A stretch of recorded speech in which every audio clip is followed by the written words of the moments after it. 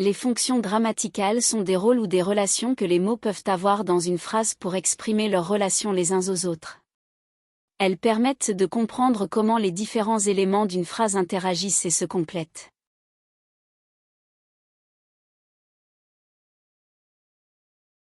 Le sujet dans une phrase est le mot ou le groupe de mots qui effectue l'action du verbe. En d'autres termes, il représente la personne, l'animal ou la chose qui réalise l'action décrite par le verbe.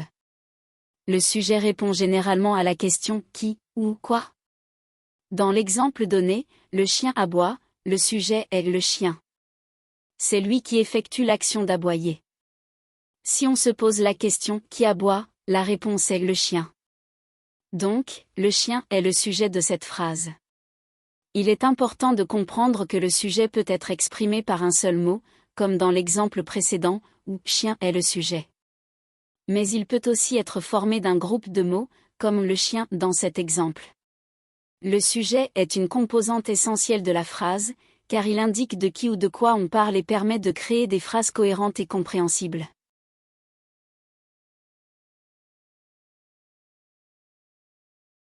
En grammaire, le verbe est considéré comme le mot principal d'une phrase. Il exprime généralement l'action que réalise le sujet ou l'état dans lequel il se trouve. Il existe différents types de verbes. Les verbes d'action, ils décrivent une action physique ou mentale réalisée par le sujet. Par exemple, dans la phrase « Il court tous les matins », le verbe « court » exprime une action physique. Les verbes d'état, ils expriment un état, une situation ou une qualité du sujet. Par exemple, dans la phrase « Il est fatigué », le verbe « est » indique l'état de fatigue du sujet. Les verbes auxiliaires, ils sont utilisés pour conjuguer les autres verbes et former les temps composés, les voix passives et d'autres formes verbales. Par exemple, dans la phrase « Il a mangé », le verbe « a » est un auxiliaire utilisé pour former le temps composé. Le verbe peut également se conjuguer en fonction du temps, du mode, de la voix, du nombre et de la personne du sujet. Par exemple, le verbe « manger » se conjugue différemment selon la personne, je mange, tu manges, il, elle, on mange, etc. En résumé, le verbe est le mot principal d'une phrase qui exprime une action ou un état du sujet.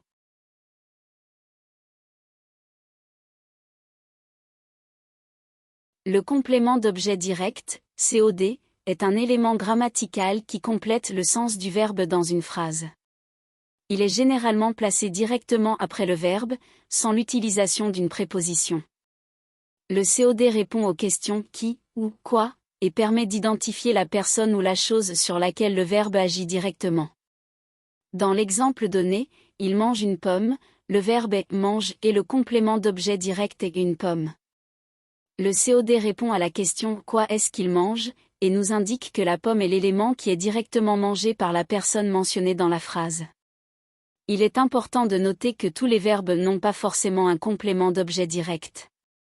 Certains verbes peuvent avoir d'autres types de compléments, comme le complément d'objet indirect, ou même ne pas en avoir du tout.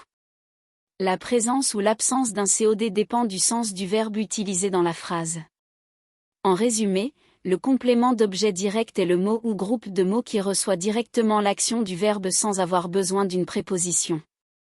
Il répond aux questions « qui » ou « quoi » pour nous indiquer sur quoi porte l'action du verbe.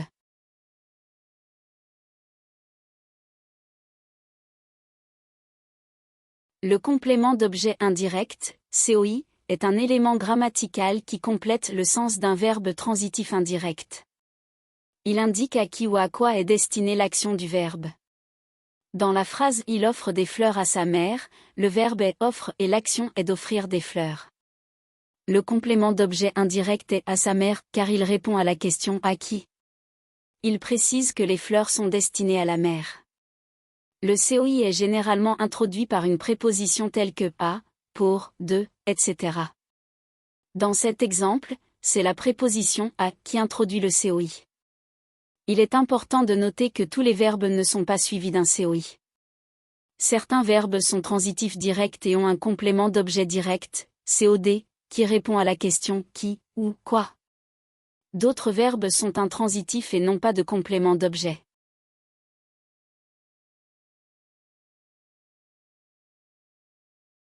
Le complément de lieu est un élément grammatical qui donne des informations sur le lieu où se déroule l'action exprimée par le verbe. Il complète le sens du verbe en indiquant où l'action a lieu. Par exemple, dans la phrase « Je vais au parc » est le complément de lieu. Dans l'exemple « Je vais au parc », le verbe est « vais » et le complément de lieu est « au parc ». Ici, le complément de lieu indique que l'action de « aller » se déroule au parc. Le parc est le lieu où se rend la personne qui parle. Le complément de lieu peut être introduit par différentes prépositions, telles que à, dans, sur, vers, chez, etc. Par exemple, je suis dans la cuisine. Il va à la plage. Le livre est sur la table. Nous allons chez ma grand-mère. Le complément de lieu peut être précis ou plus général, et il peut se référer à des endroits concrets ou abstraits. Par exemple, je suis allé en France, endroit concret. Nous étudions à l'université, endroit abstrait. Le complément de lieu peut également être utilisé pour indiquer le mouvement vers un lieu spécifique. Par exemple, je vais à la bibliothèque. Elle court vers la sortie. En résumé, le complément de lieu permet d'identifier le lieu où se déroule l'action du verbe et de préciser le sens de la phrase.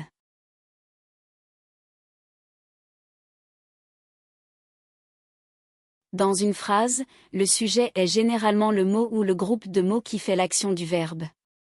L'attribut du sujet est un mot ou un groupe de mots qui donne une information supplémentaire sur le sujet, en le caractérisant ou en le décrivant. Prenons l'exemple de la phrase « Le feu est rouge ». Dans cette phrase, le sujet est le feu, car c'est le mot qui fait l'action, être rouge. L'attribut du sujet est rouge, car il donne une information supplémentaire sur le feu, en spécifiant sa couleur. L'attribut du sujet peut prendre différentes formes, il peut être un adjectif comme dans notre exemple, un nom, le héros est courageux, un pronom, Marie est elle-même, etc. Il a pour rôle de préciser, de caractériser ou de décrire le sujet. J'espère que cela t'aide à comprendre le concept de l'attribut du sujet. N'hésite pas si tu as d'autres questions.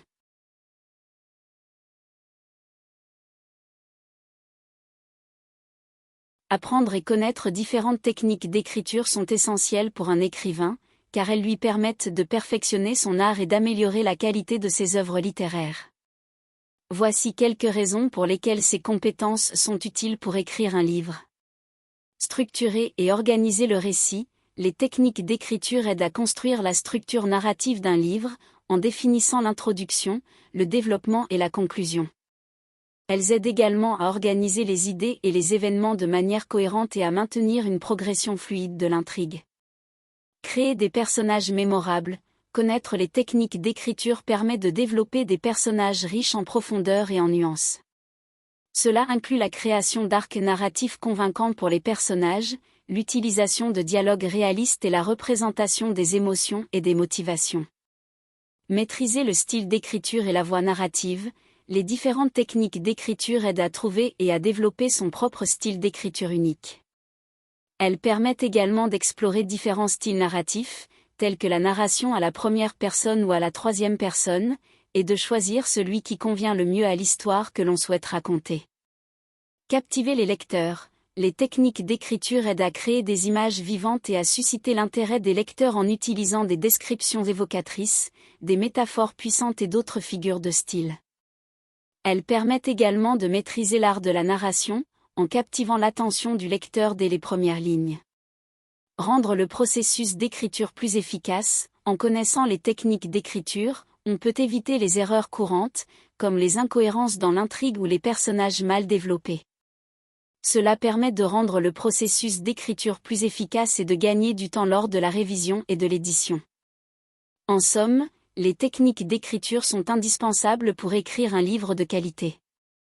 Elles aident à structurer le récit, à développer des personnages intéressants, à captiver les lecteurs et à améliorer la maîtrise de l'art de l'écriture.